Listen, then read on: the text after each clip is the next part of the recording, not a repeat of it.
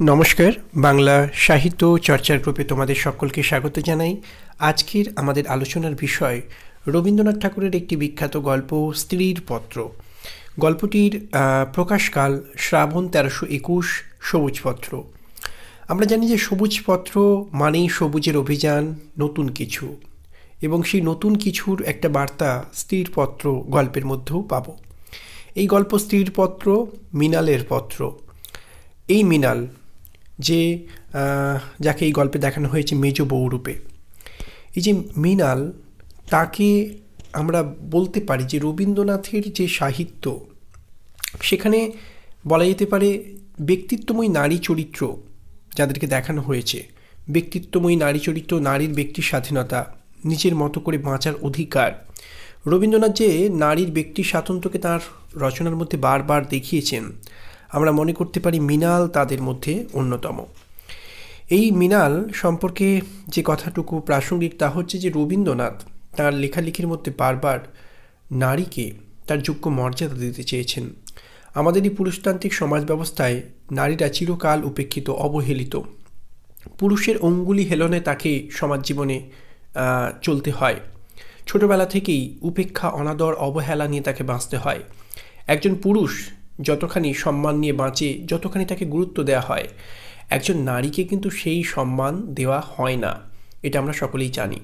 তো সেই নারীর যে অসম্মানিত জগৎ, এই সমাজে নারীকে কতখানি অবহেলা, উপেক্ষা, অনাদর, লাঞ্ছনার মুখোমুখি হতে হয়, মৃণালের পত্রের মধ্য দিয়ে, মৃণালের এই সমাজকে দেখার মধ্য দিয়ে, মৃণালের বিশ্লেষণের মধ্য দিয়ে আমরা উঠে আসতে দেখি সেই সমাজ ব্যবস্থা যেখানে নারীকে প্রতি পদে পদে পুরুষের অঙ্গুলি হেলনে চালিত হতে হয়, এবং তার বিরুদ্ধে একটা প্রতিবাদ, একটা অন্যরকম প্রতিবাদের ভাষাও আমরা এই গল্পের মধ্যে খুঁজে পাব।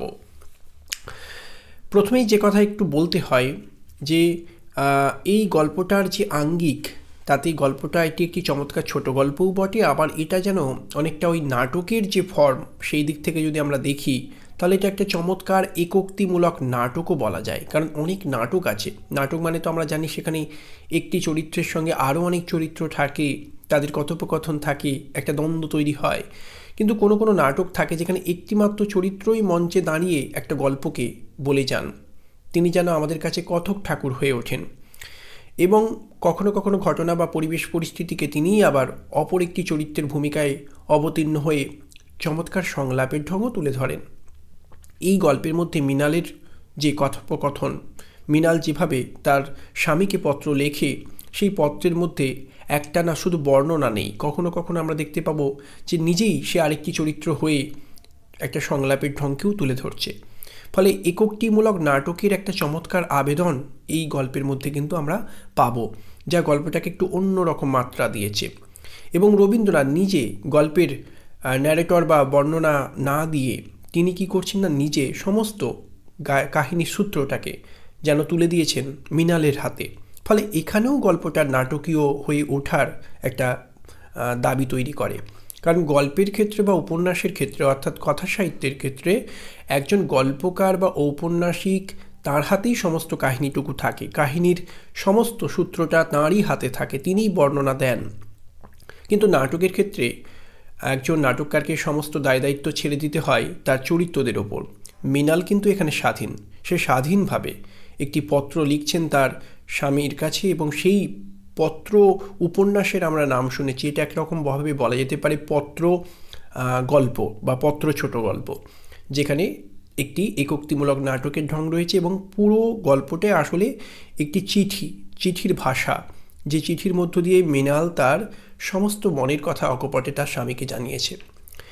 আমরা দেখতে পাবো যে মৃণাল এই গল্পের মধ্যে আসলে কি বলতে চাইছে। আমরা যে কথা আগেই বলেছি যে মৃণালের মধ্য দিয়ে রবীন্দ্রনাথ ঠাকুর আমাদের সমাজ ব্যবস্থাটাকে দেখিয়েছেন, যে সমাজ ব্যবস্থায় পুরুষের অঙ্গুলি হেলনে নারীকে পরিচালিত হতে হয়, তার ব্যক্তি স্বাধীনতা বলে কিছু নেই, এবং বিয়ের আগেও যেমন ছোটবেলা থেকে সে নারী, তাই তার মূল্য এই সমাজে একজন পুরুষের থেকে কম। সেই জায়গাটাকে যেমন আমাদের সমাজে বারবার একজন নারীকে দেগে দেওয়া হয় যে সে নারী, তার মূল্য কম, তেমনি বিবাহের পরও তার আর কোনো ব্যক্তি স্বাধীনতা থাকে না। সে যাদের বাড়িতে বউ হয়ে বা স্ত্রী হয়ে যায়, সেই বাড়ির বড় বউ, মেজ বউ, ছোট বউ, এই রকম কোনো না কোনো বউ পরিচয়ের বাইরে তার আর কোনো পরিচয় থাকে না। আমরা দেখতে পাবো মৃণালকে ঘিরে আমরা দেখব যে রবীন্দ্রনাথ সেই জায়গাটাকে তুলে ধরবার চেষ্টা করছেন। মৃণাল কেমন করে তার পারিবারিক প্রেক্ষাপটটাকে দেখেছে, মেজ বউরূপে তার পরিচয়টাকে সে ধরতে পেরেছে, এই সমাজটাকে দেখেছে, বিন্দুকে দেখেছে, তার মৃত্যুকে দেখেছে, এবং বিন্দুর মৃত্যু কেমন করে তার মনে উস্কে দিয়েছে এই সমাজে নারীর অবস্থান কতখানি অকিঞ্চিতকর, কতখানি মূল্যহীন, কতখানি তুচ্ছ।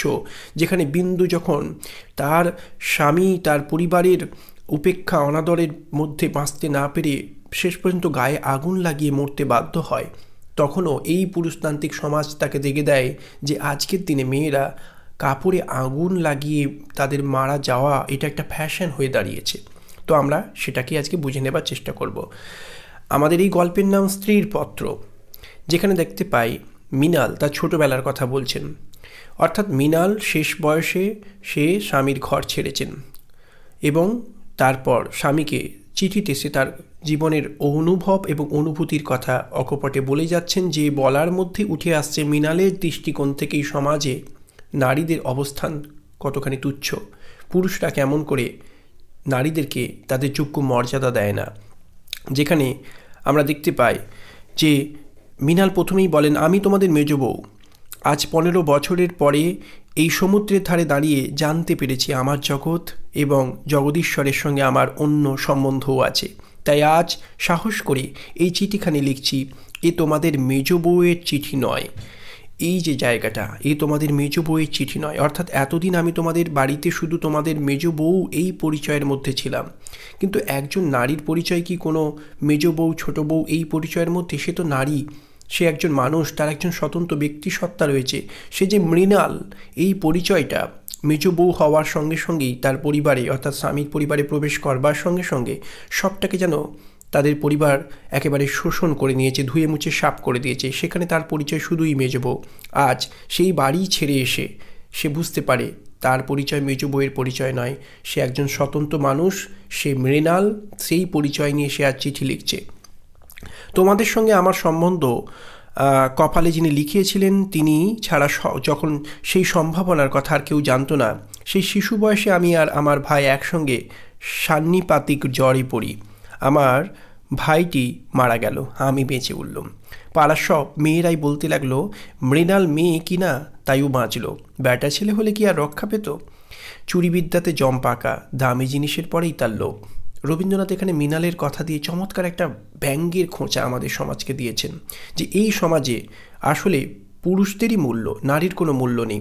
তাই জম সেও ভালো জিনিসটাই পছন্দ করে, তাই মৃণালের ভাইকে সে অপহরণ করলো, তাকে মৃত্যুর মধ্য দিয়ে ছিনিয়ে নিয়ে গেল। মৃণাল সে মেয়ে, তার কোনো মূল্য নেই, তাই তার প্রাণটা নিতান্তই তুচ্ছ, তাই তাকে বেঁচে থাকতে হলো যেন সমাজের বোঝা হয়ে। তারপর সে প্রবেশ করলো মেজ বউ হয়ে, এবং সেখানেও আমরা দেখতে পাই যে তাকে যে বিয়ে করা হয়েছে সেটা নিতান্তই তার রূপ দেখে। তার পারিবারিক অর্থনৈতিক অবস্থাও ভালো নয়, কিংবা পরিবারের খুব বংশগৌরব রয়েছে এমনটাও নয়। শুধুমাত্র তার রূপের দিকে তাকিয়েই তাকে মেজ বউ রূপে নিয়ে যাওয়া হয়েছে, কারণ ওই বাড়ির বড় বউ খুব একটা রূপবান, মানে রূপসী যাকে বলা যায় তা নয়। ফলে সেই অভাব পূরণ করবার জন্য শুধুমাত্র রূপের দিকে তাকিয়ে তাকে বউ রূপে গ্রহণ করা হচ্ছে। কিন্তু লক্ষণীয়, তার সৌন্দর্যকে ওই পরিবার পছন্দ করলেও তার বুদ্ধিকে খুব একটা পছন্দ করতো না। আমরা দেখতে পাই এখানে আমাদের মৃণাল বলে, তোমাদের ঘরের বউয়ের যতটা বুদ্ধির দরকার বিধাতা অসতর্ক হয়ে আমাকে তার চেয়ে অনেকটা বেশি দিয়ে ফেলেছেন, সে আমি এখন ফিরিয়ে দিই কাকে? তোমরা আমাকে মেয়ে জ্যাঠা বলে দুবেলা গাল দিয়েছ, কটু কথাই হচ্ছে অক্ষমের সান্ত্বনা, অতএব সে আমি ক্ষমা করলুম। এই যে জায়গাটা, অর্থাৎ এই সমাজ একজন মেয়ের রূপ খোঁজে, সে নিশ্চুপ হয়ে সমস্ত অন্যায় বঞ্চনাকে সহ্য করবে, সেটাকেই পছন্দ করে। কিন্তু বুদ্ধিমতী মেয়েকে আমাদের সমাজ কখনো মেনে নেয় না, কারণ মেয়েরা যদি বুদ্ধিমতী হয় তাহলে সে এই পুরুষতান্ত্রিক সমাজের সমস্ত অন্যায় বঞ্চনার বিরুদ্ধে কথা বলতে শিখবে, নিজের অধিকারটুকু বুঝে নিতে চেষ্টা করবে। আর সেখানেই এই পুরুষতান্ত্রিক সমাজের সমস্যা নিজের হুকুম জারি করবার ক্ষেত্রে। ফলে মৃণালের যে বুদ্ধি ছিল এটা তার শ্বশুরবাড়ির লোক জানতো না। যখন জানতে পারলো তখন একটু তাদের সমস্যাই হলো, কারণ বুদ্ধিমতী বৌমা কখনো এই পুরুষতান্ত্রিক সমাজের শাসন এবং পুরুষ সে যতই অন্যায়কারী হোক তাকে স্বামীরূপে দেবতা রূপে মেনে নেওয়া, তার চরণে ভক্তি নিবেদন করা, যেমনভাবে মৃণালের বড় যা করে এসেছে তেমনটা যদি না করে তাহলে সেই মেয়ে, বুদ্ধিমতী মেয়ে, একজন পুরুষতান্ত্রিক আধিপত্য দ্বারা চালিত একটি পরিবারের পক্ষে নিঃসন্দেহেই বিপজ্জনক। মৃণালের ক্ষেত্রেও তাই। কিন্তু সেই পরিবারে একটা দমবন্ধ আবহাওয়া, পরিবেশ, পরিস্থিতির মাঝেও মৃণাল যেন একটু করে বাঁচার আলো খুঁজে পাচ্ছিল। এবং সেটা কি না, সেই ছাই পাশ যাই হোক না কেন সেখানে তোমাদের অন্দরমহলের পাঁচিল ওঠেনি, সেখানেই আমার মুক্তি, সেখানেই আমি আমার মধ্যে যা কিছু তোমাদের মেজ বউকে ছাড়িয়ে রয়েছে সে তোমরা পছন্দ করনি, চিনতেও পারোনি। আমি যে কবি সেই 15 বছরেও তোমাদের কাছে ধরা পড়েনি। এই যে আমি যে কবি সে এই 15 বছরেও তোমাদের কাছে ধরা পড়েনি। অর্থাৎ মৃণাল লুকিয়ে লুকিয়ে কবিতা লিখত। সেটাই তার যে সৃষ্টিশীল একটা ভেতরে সত্তা রয়েছে, সেই সত্তার বহিঃপ্রকাশ রূপে সে লুকিয়ে লুকিয়ে কবিতা লিখত। আমাদের এখানে মৃণাল এক জায়গায় বলছেন, আমি লুকিয়ে কবিতা লিখতাম। এই যে লুকিয়ে লুকিয়ে কবিতা লিখত মৃণাল, সেটা ছাইপাশ যাই হোক না কেন ওর মধ্যেই ওই বদ্ধ আধিপত্য শাসিত একটা সমাজ ব্যবস্থা বা পারিবারিক পরিসরে মৃণালের কাছে তার নিজস্বতাকে, তার নিজস্ব আইডেন্টিটিকে যেন বহন করতো তার সৃষ্টিশীলতা, এবং সেটা তার কবিতা লেখা। ফলে সেই কবিতা লেখার মধ্যে মৃণাল যেন নিজেকে খুঁজে পেত, নিজের মুক্তিটাকে খুঁজে পেত। ঠিক এইরকম একটা প্রেক্ষাপটে দাঁড়িয়ে মৃণাল সে হয়তো এইভাবেই কাটিয়ে দিতে পারত, কিন্তু বিন্দু এলো তার জীবনে। বিন্দু তার মেজ যা তারই বোন, মায়ের মৃত্যুর পর যখন তার খুড়তুতো যে সমস্ত ভাইয়েরা রয়েছে তারা যখন তাকে উপেক্ষা করলো, অত্যাচার করলো, তখন প্রাণের দায়ে বছর 14 বয়স তার, সে এসে উঠল এই মৃণালদের পারিবারিক পরিসরে। কিন্তু তাকে কেউ মেনে নেবে না। 14 বছর বয়স একটি মেয়ের আরও বেশি হতে পারে, তাকে মেনে নেওয়া, তার উপর আবার কালো মেয়ে, তার রং ভালো নয়।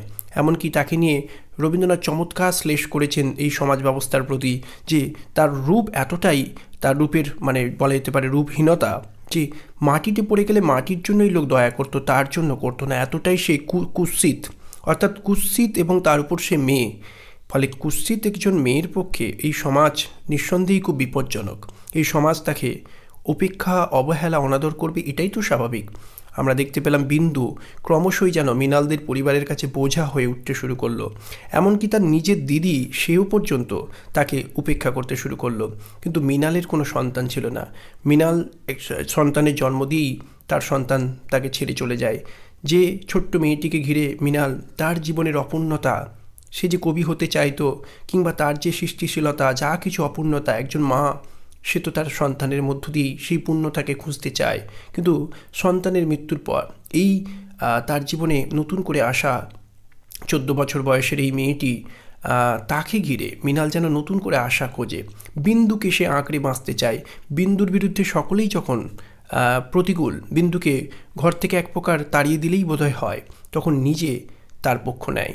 কিন্তু ঘটনাচক্রে তাকে তাড়ানোর একটা সহজ পন্থারূপে তার বিয়ের ব্যবস্থা করা হয়। কিন্তু মৃণাল এই অবস্থায় নিজের গয়নাগাটি পর্যন্ত দিয়ে তার পাশে দাঁড়ায়, কারণ সারা জীবন তো সে বাঁচবে না।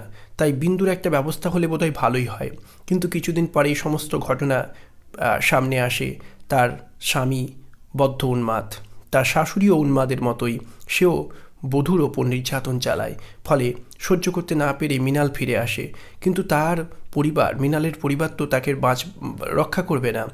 এই অবস্থায় মৃণালকে আমরা দেখলাম সে কিভাবে তার পাশে দাঁড়াতে চেয়েছে, কিন্তু এত কিছুর পরেও সে তাকে ধরে রাখতে পারেনি। শেষ পর্যন্ত এই মৃণালের সম্মানের দিকে তাকিয়ে আমরা দেখতে পাই বিন্দু আবার তার শ্বশুর বাড়িতে ফিরে যায়, এবং শেষ পর্যন্ত অত্যাচার সহ্য করতে না পেরে সে শাড়িতে আগুন লাগিয়ে নিজেকে মৃত্যুর দিকে ঠেলে দেয়। তার মৃত্যু তাকে হয়তো মুক্তি দেয়, অন্তত মৃণাল তাই মনে করে, যে এই পুরুষতান্ত্রিক আধিপত্যের যুগে অত্যাচার বঞ্চনার মাঝে দাঁড়িয়ে বেঁচে থাকার থেকে মৃত্যুও বোধহয় একটা মুক্তির বার্তা আনতে পারে। কারণ আমরা জানি রবীন্দ্র সাহিত্যে মৃত্যু কখনো কখনো শেষ বলে কিছু হয় না। মৃত্যুর মধ্য দিয়ে রবীন্দ্রনাথ বারবার নিপীড়িত মানবাত্মাকে মুক্তির পথ দেখিয়েছেন। মৃত্যু সেই অনন্ত সম্ভাবনা যা ঈশ্বরের হাতে রয়েছে। ঈশ্বরই যেন সেই মুক্তির দূত হয়ে মৃত্যুর মধ্য দিয়ে মানুষকে, মুমূর্ষ মানুষকে তার যন্ত্রণা বঞ্চনা থেকে বেরিয়ে তার মানসিক মুক্তির একটা পথ করে দেয়। মৃত্যু সেই সম্ভাবনার সিংহদ্বার রবীন্দ্র সাহিত্যে। ফলে ঈশ্বরের সেই ভাবনাটা এইভাবে মুক্তির বার্তা হয়ে, যে ঈশ্বর স্রষ্টা, যিনি তার সমস্ত সৃষ্টিকে সবসময় হাসি খুশি দেখতে চান, তাদের যে কোনো বঞ্চনা নিপীড়ন, তাদের যে কোনো শৃঙ্খলা থেকে তিনি তাদেরকে মুক্ত করতে চান, সেই মুক্তির ক্ষেত্রে অনেক ক্ষেত্রে মৃত্যুও হয়ে ওঠে কার্যকরী ভূমিকা স্বরূপ। এখানেও আমরা দেখতে পাবো যে গায়ে আগুন লাগিয়ে মৃত্যুর মধ্য দিয়ে কোথাও যেন বিন্দু একটা প্রতিবাদের ভাষা দিয়ে যায় এই সমাজের কাছে। তার পক্ষে তো অন্যভাবে প্রতিবাদ করা সম্ভব হতো না। ফলে মৃত্যুর মধ্য দিয়ে সে যেন এই কথাই বলতে চায় যে আমাকে বেঁধে রাখা এত সহজ নয়, আমার অন্তত বলা যেতে পারে স্বাধীনভাবে বেঁচে থাকার অধিকার হয়তো আমার হাতে নেই, কিন্তু মরার অধিকারটুকু আছে। এই মৃত্যুর মধ্য দিয়েও আমি অন্তত তোমাদের এই শাসন, এই অত্যাচার, এই বঞ্চনা সব কিছুকে মুখ বুজে সহ্য করার থেকে বেরিয়ে আসার স্বাধীনতাটুকু আমি অন্তত পেতে চাই। ফলে তার এই মৃত্যু যতই করুণ হোক, যতই ট্র্যাজিক হোক, বিন্দুর মৃত্যুও কিন্তু এক অর্থে বিন্দুর নারী ব্যক্তিত্বের একরকম নিরুচ্চার প্রতিবাদ। কারণ অন্তত নারী হয়েও সে যে মৃত্যুর সাহসিকতাটা দেখাতে পেরেছে, অন্তত মরে গিয়ে সে দেখাতে পেরেছে যে আমি মরবো, তবু তোমাদের শাসন নাগপাশের মধ্যে নিজেকে বেঁধে রাখবো না, তোমরা যেমন চাইবে তেমন করে সেই অঙ্গুলি হেলনে নিজেকে পরিচালিত করব না, অন্তত বাঁচার অধিকার না থাকলেও মরার অধিকারটুকু আমার আছে। এই যে সাহসিকতা দেখানো, এটা কিন্তু বিন্দু দেখিয়েছে। এবং সেই বিন্দুর মৃত্যু আমাদের মৃণালকে যেন চোখ খুলে দিয়েছে। তাকে মেজো বউয়ের পরিচয়ের যে জড়তা, যে কৃত্রিমতা, তাকে চিনিয়ে দিয়েছে। এই সব কিছু থেকে সে বেরিয়ে আসতে চেয়েছে। এবং আমরা দেখতে পাই যে গল্পের একেবারে শেষ দিকে মৃণাল একটি কথা বলছেন যে তোমাদের অভ্যাসের অন্ধকারে আমাকে ঢেকে রেখে দিয়েছিল। ক্ষণকালের জন্য বিন্দু এসে সেই আবরণের ছিদ্র দিয়ে আমাকে ডেকে নিয়েছিল। সেই মেয়েটাই তার আপনার মৃত্যু দিয়ে আমার আবরণখানা আগাগোড়া ছিন্ন করে দিয়ে গেল। আজ বাইরে এসে দেখি আমার গৌরব রাখার আর জায়গা নেই। আমার এই অনাদৃত রূপ, যার চোখে ভালো লেগেছে সেই সুন্দর সমস্ত আকাশ দিয়ে আমাকে চেয়ে দেখছেন, এইবার মরেছে মেজো বউ। অর্থাৎ এই মেজো বউ আর ওই 27 নম্বর মাখন বড়ালের সেই গলিতে আর ফিরবে না। আমি বিন্দুকে দেখেছি সংসারের মাঝখানে মেয়ে মানুষের পরিচয়টা যে কী তা আমি পেয়েছি, আর আমার দরকার নেই। এই যে 27 নম্বর মাখন বড়ালের গলি, সেই গলিতে আমাদের মেজো বউ রূপে আমাদের মৃণালের যে পরিচয়, সেই পরিচয়ে আর ফিরতে চায় না মৃণাল এবার নিজেকে খুঁজে পেয়েছে। উদার বিশ্ব প্রকৃতির মাঝে সমুদ্রের নীল যে জলরাশির যে উত্তাল রূপ, যা প্রাণীর আনন্দেও বা প্রাণোচ্ছ্বাসের প্রকাশ, বাঁচার প্রতীক, সেই বাঁচার আনন্দকে, নিজেকে খুঁজে পাবার আনন্দকে মৃণালকে ধরিয়ে দিয়েছে। আসলে রবীন্দ্র ছোট গল্পে এভাবেই আমরা দেখতে পাবো যে ঈশ্বর চেতনাও ঘুরে ফিরে আসে। সে যে পুরীধামে যেতে চেয়েছে বা পুরীধামে পৌঁছেছে, প্রাথমিকভাবে সে চেয়েছিল বিন্দুকে সঙ্গে নিয়ে যেতে, সেই জন্যই তার পুরীর দিকে রওনা হওয়া। কিন্তু বিন্দু যায়নি, তারপরেও সে গেছে। সে কি ধর্ম করতে গেছে? না, ধর্ম করতে যায়নি, কিন্তু ঈশ্বরকে সেও ভালোবাসে। ঈশ্বরের এই বিপুল সৃষ্টির মাঝে সে যেন নিজেকে খুঁজে পেতে পেরেছে। ঈশ্বরের এই সৃষ্টির মাঝখানে সে যেন নিজেকে আবিষ্কার করেছে। ঈশ্বর সমস্ত বাধা বন্ধন যে গণ্ডি, তা থেকে বেরিয়ে আসবার যে বাঁশি বাজাচ্ছেন ঈশ্বরের এই যে সৃষ্টির আনন্দযজ্ঞ, সে আনন্দযজ্ঞের ডাক যেন মৃণালের কানে পৌঁছেছে। এবং বিন্দুর মৃত্যু, সেই বার্তাটা, মৃত্যুর মধ্য দিয়ে সেই বার্তাটা, সেই ঈশ্বরের সেই আহ্বানের বাঁশির সুরটা যেন আমাদের মৃণালের কানে পৌঁছে দিয়েছে। মৃণাল ঈশ্বরের এই মুক্ত পৃথিবীর আনন্দযজ্ঞের মাঝে দাঁড়িয়ে আজ ওই মাখন বড়ালের যে গলি, সেই মাখন বড়ালের গলি থেকে বেরিয়ে এসে সে নিজেকে নতুন রূপে আবিষ্কার করেছে। সেই আবিষ্কার মেজো বউ রূপে নয়, নিজেকে মৃণাল রূপে, একজন স্বতন্ত্র নারী ব্যক্তিত্ব রূপে আবিষ্কার করেছে। আসলে যে কথা আমরা আগেও বলেছি যে রবীন্দ্র সাহিত্যে বারবার ব্যক্তিত্বময়ী নারী চরিত্রকে তিনি দেখিয়েছেন। নারী তার নিজের অধিকার নিয়ে বাঁচুক, নিজের অধিকারকে প্রতিষ্ঠিত করুক, সেই ব্যক্তিত্বময়ী নারী চরিত্রেরই একটা প্রকাশ বলা যেতে পারে মৃণাল। সে শুধু অন্যায় বঞ্চনা সহ্য করেনি, দেখেনি, শেষ পর্যন্ত সে চিঠি লিখে সে সেই বন্দি দশা থেকে বেরিয়ে এসে নিজেকে খুঁজে পেয়েছে। তার কাছে মেজ বউয়ের থেকেও মৃণাল রূপে বাঁচা তার জীবনের কাছে অনেক বেশি গুরুত্বপূর্ণ।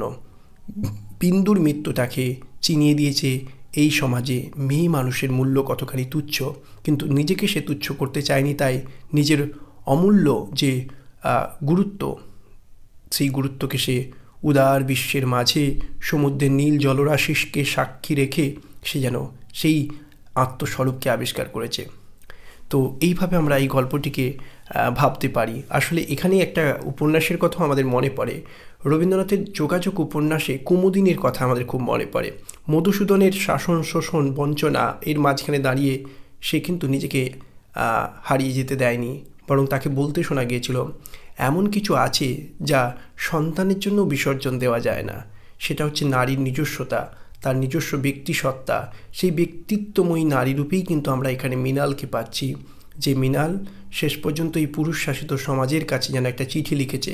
এ শুধু তার স্বামীর কাছে চিঠি লেখা নয়, এ যেন গোটা পুরুষ শাসিত সমাজের কাছে চিঠি লেখা, যে নারীকে আপন ভাগ্য জয় করিবার কেন নাহি দিবে অধিকার, হে বিধাতা। সবলা কবিতার সেই লাইন যেন আমাদের এই মেজবউ মৃণালেরও অন্তরের কথা। এখানে একটা প্রশ্ন তৈরি হতে পারে যে এই গল্পের নাম তাহলে যদি মৃণালের পত্র হতো তাহলে সমস্যাটা কোথায় ছিল? স্ত্রীর পত্র হলো কেন? সে তো স্ত্রী রূপে, মেজ বউ রূপে তার পরিচয়কে ধরতে চায়নি, সে তো চেয়েছে শেষ পর্যন্ত মৃণাল রূপে নিজেকে প্রতিষ্ঠিত করতে। আসলে এখানে মনে রাখতে হবে যে এই গল্পের নাম স্ত্রীর পত্র অপেক্ষা মৃণালের পত্র হলে সেই তাৎপর্যটা এখানে পৌঁছতে পারতো না। আসলে স্ত্রী রূপে নিজের যে বলা যেতে পারে বন্দি দশা, তা থেকে নিজেকে বের করে নিয়ে এসে মৃণাল রূপে নিজেকে তুলে ধরা, মেলে ধরা, সেই উন্নীত হওয়ার জায়গাটাকে, তার সেই ক্রম বিকশিত উন্নীত রূপটাকে তুলে ধরতে চেয়েছেন রবীন্দ্রনাথ। ফলে স্ত্রী রূপে সে পত্র লিখেছে, যে পত্রের ভাষায় ফুটে উঠেছে তার স্ত্রী থেকে, মেজ বউয়ের পরিচয় থেকে মৃণাল হয়ে ওঠার গল্পটা। ফলে স্ত্রীর পত্র অপেক্ষা মৃণালের পত্র রাখলে যতখানি না ব্যঞ্জনা আসতো, তার থেকে স্ত্রীর পত্র নামের মধ্য দিয়ে একজন স্ত্রীর পত্র লেখা এবং তার ব্যক্তি সত্তায় উন্নীত হওয়ার সেই সম্ভাবনাটা অনেক বেশি এই স্ত্রীর শব্দটা ব্যবহারের মধ্যে বেশি করে অনেক বেশি ধরা পড়ে। তার অবস্থান থেকে অবস্থান্তরে তার নিজেকে উন্নীত করার জায়গাটাকে অনেক বেশি তুলে ধরে। তো আজকের আলোচনা আমাদের এখানেই সমাপ্ত। আমাদের আলোচনা ভালো লাগলে অবশ্যই আমাদের চ্যানেলটির সঙ্গে থাকবেন। সকলকে ধন্যবাদ জানাই।